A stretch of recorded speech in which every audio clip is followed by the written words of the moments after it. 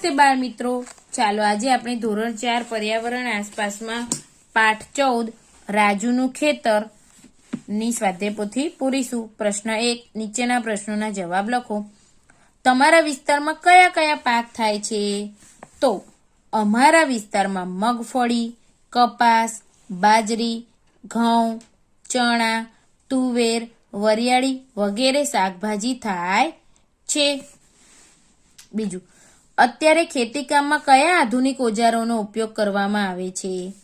અત્યારે ખેતીકામમાં tractor, thresher, સનેડા, વિવિધ જમીન ખેડવાના સાધનો વગેરે આધુનિક ઓજારોનો ઉપયોગ થાય છે।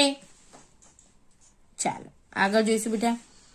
પ્રશ્ન નંબર 3, પહેલાના સમયમાં ખેતીકામમાં કયા ઓજારોનો ઉપયોગ કરવામાં આવતો હતો? તો પહેલાના સમયમાં હળ, પાવડા, કોદાળી, પંજેરી, ખુરપી, બળદ જેવા ઓજારોનો ઉપયોગ કરવામાં આવતો હતો। પ્રશ્ન નંબર 4, ખેતીકામમાં ઓજારોની જરૂર કેમ પડતી હશે? ખેતીકામમાં દરેક કામ હાથથી કરવું મુશ્કેલ ભર્યું છે અને એ કામ ઓજારોની મદદથી સરળતાથી કરી શકાય છે, એટલે ઓજારોની જરૂર પડે છે। બરોબર? ચાલો બાળ મિત્રો આગળ જોઈશું બેટા। પ્રશ્ન નંબર 2, નીચે ચિત્રમાં આપેલ ઓજારોના નામ જણાવી તેનો ઉપયોગ જણાવો। જો બેટા અહીં સૌથી પહેલા તમને એક ચિત્ર આપ્યું છે, એ ઓજાર કયું છે? ઓજારનું નામ છે રોટાવેટર। બરોબર? તો એનો ઉપયોગ જોઈશું કે આ ઓજારોનો ઉપયોગ કઠણ થઈ ગયેલી જમીનને પોચી કરવા માટે થાય છે। આ ઓજારને ટ્રેક્ટરની મદદથી ચલાવવામાં આવે છે। ચાલો આગળ જોઈશું બેટા। બીજું બરાબર આ રીતે। ચાલો ઓજારનું નામ, આ ઓજાર છે દાતરડું। આ ઓજારનો ઉપયોગ પાક તૈયાર થાય ત્યારે તેને કાપવા માટે તેમજ લણણીના કામમાં આ ઓજારનો ઉપયોગ થાય છે। ચાલો આગળ જોઈશું બેટા। અહીં એક દાદા ટ્રેક્ટર ફેરવી રહ્યા છે ખેતરમાં। ઓજારનું નામ છે ટ્રેક્ટર।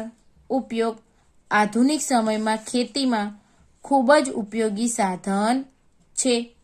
ટ્રેક્ટરની મદદથી જમીનની ખેડને વધારે ઊંડી બનાવી શકાય છે। ચાલો આગળ જોઈશું બેટા। તો બાળ મિત્રો, તમને મારી વિડીયો ગમતી હોય તો વિડીયોને લાઇક અને શેર, અને હજુ પણ સબસ્ક્રાઇબ ના કરી હોય તો મારી ચેનલ લેટ્સ ઇઝી સ્ટડીને જરૂરથી સબસ્ક્રાઇબ કરજો બેટા। ઓજારનું નામ અહીં જોઈશું હવે આપણે। કયું ઓજાર છે બેટા? તમને બધાને ખબર પડી ગઈ ને? સરસ, પાવડો। ઉપયોગ આ ઓજારનો ઉપયોગ માટી કે અન્ય વસ્તુઓને ફેરવવા માટે થાય છે, જે સરળતાથી ઉપયોગ કરી શકાય તેવું સાધન છે। ચાલો આગળ જોઈશું। ઓજારનું નામ છે કોદાળી। ઉપયોગ આ ઓજારનો ઉપયોગ કઠણ જમીનને પોચી બનાવવા તેમજ કોઈ જગ્યાએ ખાડો કરવાનો હોય તો તેના માટે ઉપયોગ કરી શકાય છે। ચાલો આગળ જોઈશું બેટા। ઓજારનું નામ થ્રેશર। ઉપયોગ તૈયાર થયેલા પાકમાંથી દાણાને છૂટા પાડવા માટે ખૂબ જ ઉપયોગી ઓજાર છે। સમય અને શક્તિનો બચાવ કરનારું છે। ટ્રેક્ટરની મદદથી ચાલે છે। ચાલો આગળ જોઈશું બેટા।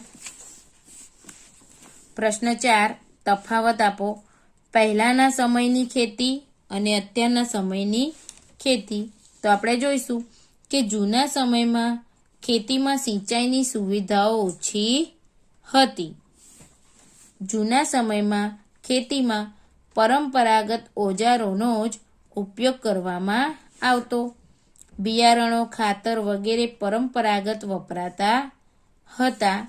અત્યારના સમયની ખેતી જોઈએ તો અત્યારના સમયની ખેતીમાં સિંચાઈની સુવિધાઓનો વધારો થયો છે. આધુનિક સમયમાં ખેતીમાં આધુનિક સાધનોનો ઉપયોગ કરવામાં આવે છે. બિયારણો, ખાતરોમાં નવા સંશોધનો થયા તે વપરાય છે.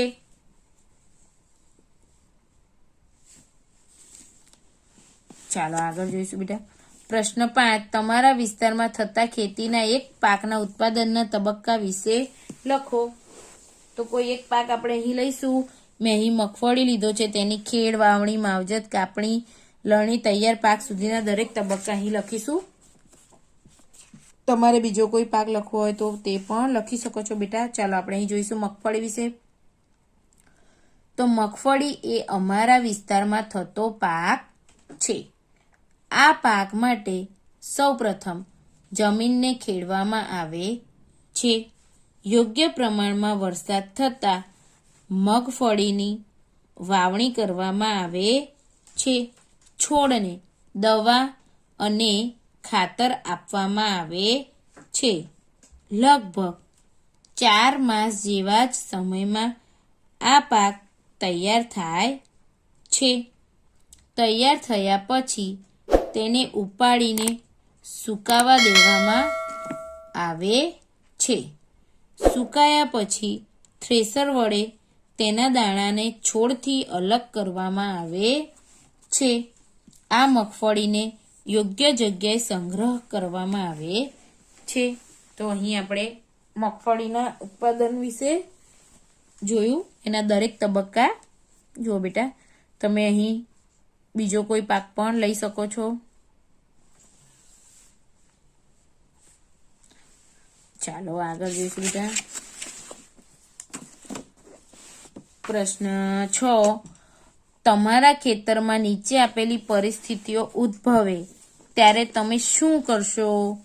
પહેલું છે કે પાકમાં નિંદામણ વધી ગયું છે, હવે ત્યારે તમે શું કરશો?